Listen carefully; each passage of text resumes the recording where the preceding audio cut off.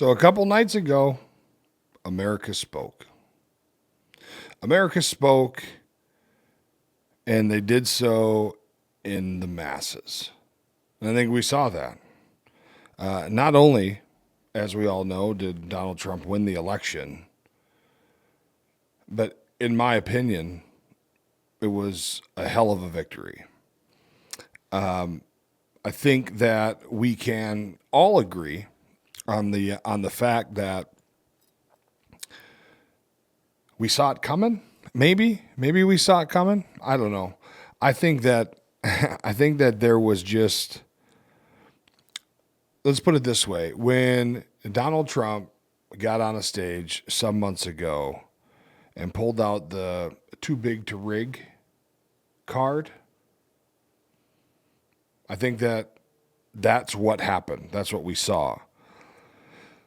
And of course, now we're going to see probably all kinds of awesome installments of. There's a website. It's called Lefties Losing It or something like that, and I think we've already seen it. There's videos all over the place of people crying and carrying on, and somebody had said in Kamala's speech yesterday, I think it was yesterday, yesterday, that her husband was crying and Tim Walz was crying. And of course, Tim Walz is crying because, well, let's not get into it. We know why Tim Walz was crying. Because Tim Walz is a simp and a cuck, in my opinion. But I guess I wanted to point out that from my perspective, for whatever it's worth, I don't feel like the campaign that Kamala Harris ran was based on anything other than feelings and emotion, which are all important. And let me explain. And then I'll also explain how I feel like that was different from Donald Trump's campaign. I feel like the vice president ran her campaign on issues and topics that are very emotional. Abortion was a big one. How can anybody tell a woman what it is that she can and cannot do with her body? Now, I don't know that anybody really necessarily disagrees with that. In fact, my stance on abortion is I think that it shouldn't be allowed to be used as contraceptive. Other than that, I think that it's none of our business. So pretty cut and dry.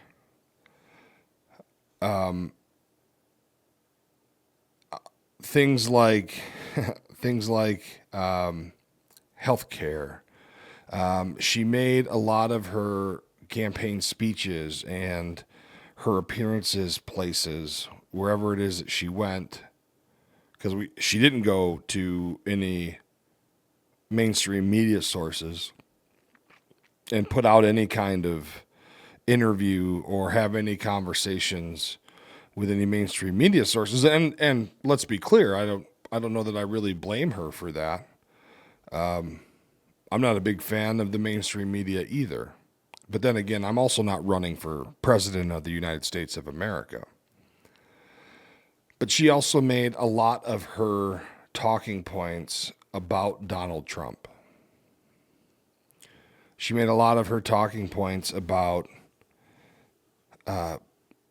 what, in my opinion, was almost like fear-mongering, trying to scare you, the voter, into what's going to happen.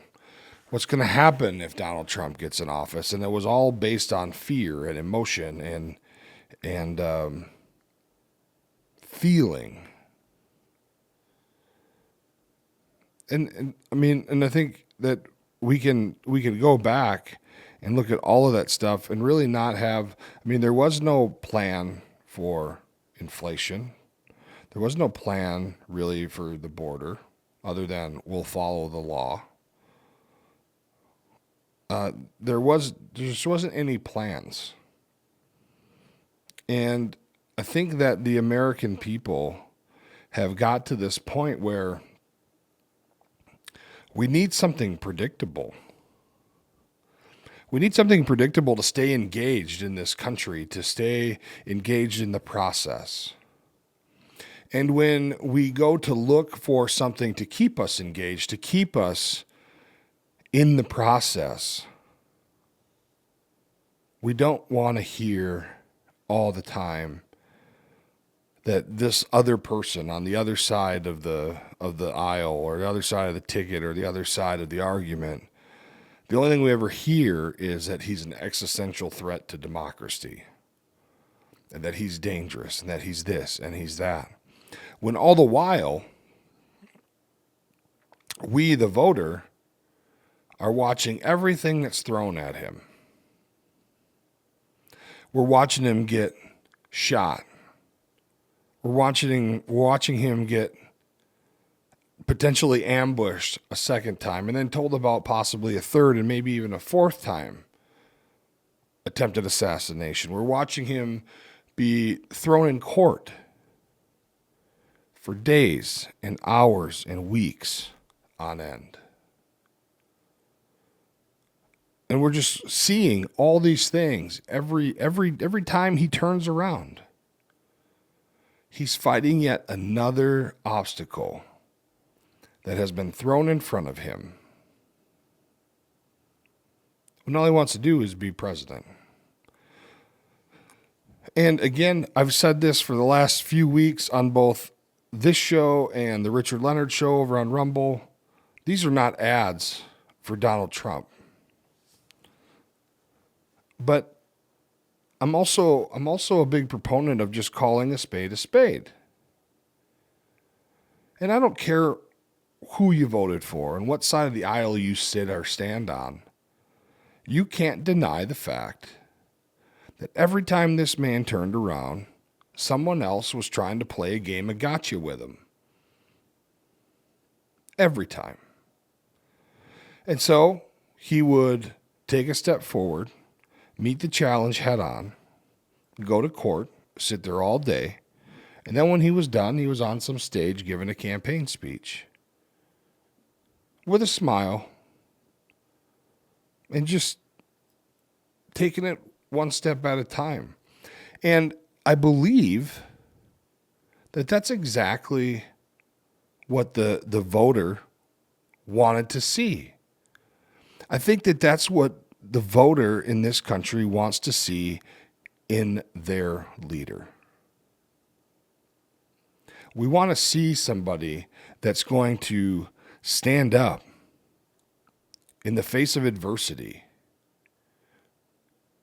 And they're not going to be weak. They're not going to be tired. They're not going to bend a knee. They're going to stand up tall, put a smile on their face. They're going to say, you know what? Let me cook. I got it. Don't you worry, Mr. and Mrs. American voter. We got this. And I think that maybe more than anything, that might be what really kind of helped him to win the election. And that's without him really even saying a word yet. And here's the other part. It's hard for me to understand that the left is that naive. They're that naive that they are going to throw all these obstacles. And I guess I'm also not sitting here trying to say that the left hired somebody to shoot Donald Trump or to ambush him or whatever. Is it possible? Of course it's possible. Have we seen any evidence to show that that's what happened? I don't think we have. But what does Donald Trump have left to prove about his commitment and his desire to be a leader in this country for these people, us, the voter, the taxpayer? And I think that we're at an unprecedented time in this country, unlike any other time that I've seen in my lifetime, and maybe some of you have seen in your lifetime. But it's become, as of late, something that is way more prevalent in the minds of Americans, and even young Americans, I think. Maybe I'm wrong about that, but it seems to be, even in young Americans, more prevalent a thought about what strong leadership looks like and where can our current leadership versus the leadership that could be, where are we going to go? What can the next guy bring us? Versus if we stay with the current faction, let's say, where can they bring us? And I think that America saw through it.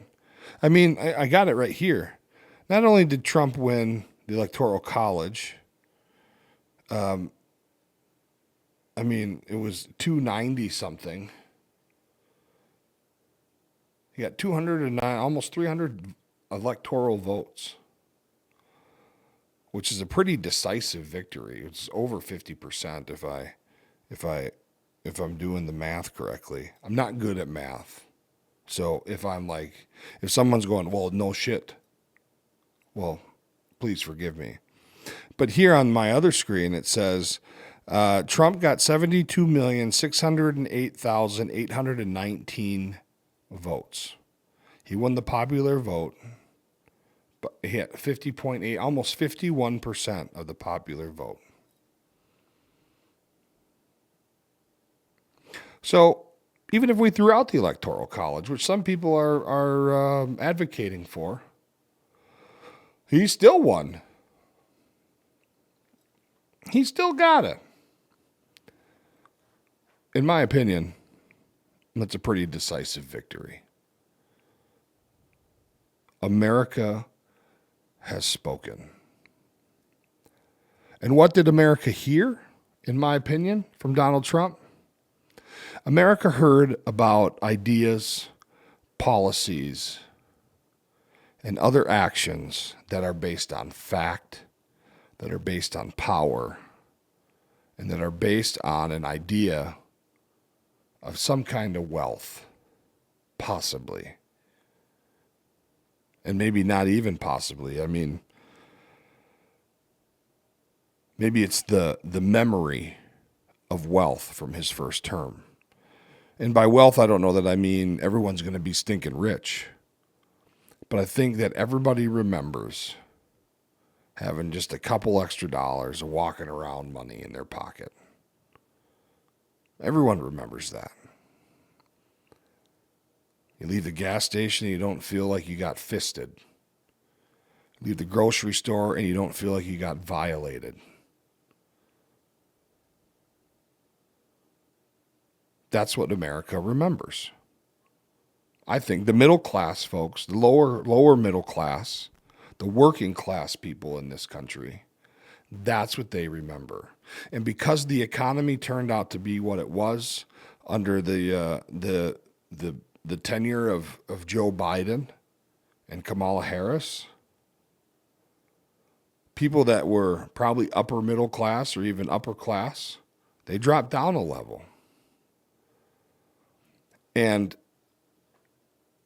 I also think that when you have voters that are dropping down in class because our economy goes to shit, they really recognize that. And they really do not care for that game at all. So that is something that they remember. It's something that they hold on to when they're walking into their polling station. Those are the things that they're thinking about. If there's even any decision left to be made in their minds. And so now we have these two candidates. One of them runs their campaign based on emotion and feeling and getting people all in their fifis. And we've been living that. We've been living that for 3.5 years. And don't forget that we were living that for 3.5 years on the tail end of COVID. Also, where our government locked us down, forced us to wear masks, forced many people to take these shots. They did all kinds of things. And America remembers all of that. And so now, once every 4 years, we get to have a voice. And if it is in fact true that Americans still have a voice, if it's still true that elections in this country are free, fair, and honest, then what happened this week is extremely powerful. And if you don't recognize that, you should rethink it, because it's very powerful. And it is something that you will never see again, in my opinion.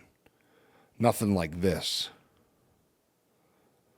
I don't know that we'll ever see a person get voted into the Oval Office who at every turn for years, many years, be villainized, be shot at, be drugged through the mud, and then come out on the back end of it with one final term in the Oval Office. And quite possibly, I don't even know if we can say quite possibly, I think it's pretty fair to say, is the most recognized household name in the world. Is there a chance that there are a large group of people anywhere in this world that doesn't know who Donald Trump is? It'd be like, in my opinion, it'd be like saying, well, there's a lot of people around this world that have no idea who Michael Jackson is, and saying that in like 1990. Everybody knows who Michael Jackson is. Either you heard his music, you were a fan of his, or maybe you didn't care for him, but you knew who he was for sure. Or you hated him because you believed the lies that he was diddling kids. In my opinion, it was all lies. So, now here we are. Now here we are with President-elect Donald Trump. We have until January 10th or whatever the day is that Joe Biden and Kamala Harris can have their way with the rest of the country, the whole country, until they have to, as she said in her speech, in her concession speech, until they participate in a peaceful transition of power. But the question is, are they going to just fuck everything up before they leave? Maybe. But maybe not. Maybe they won't. Maybe there's a chance that some of them who are working in and around the White House right now have some kind of conscience, and they have some kind of couth, maybe is a good word, and they'll do the right thing. Maybe not. Either way, I think that this is now the time for us in our own communities to be able to say that we saw an election season that was grueling. It was long. At times, it was very cumbersome. But it was certainly unlike one we'll ever see again.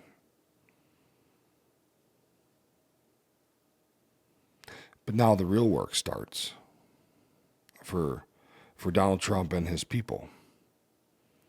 As he said in his acceptance speech, promises made, promises kept.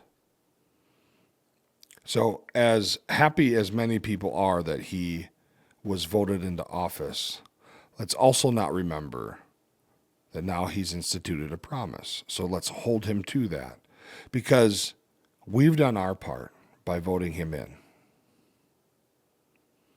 America has done their part by giving him 72,608,819 votes. Now, Mr. Trump, President-elect, ball's in your court. So let's hope that he returns the favor. I believe that he can do it. I don't think that there's any secret there. I think that it's doable. But more importantly than that, the other thing that weighs heavy on my mind is, can we as Americans in our communities, can we figure out a way to be able to coincide once again, and also, and I don't know if get over it is a good word to use, but be able to coexist again in a way that makes life comfortable, that makes life less aggravating. I mean, yeah, like I started the show talking about how I was excited to see lefties losing it. And to be quite honest, I'd be excited to see anybody losing it, because I believe that we already know going into an election season that we're not guaranteed anything.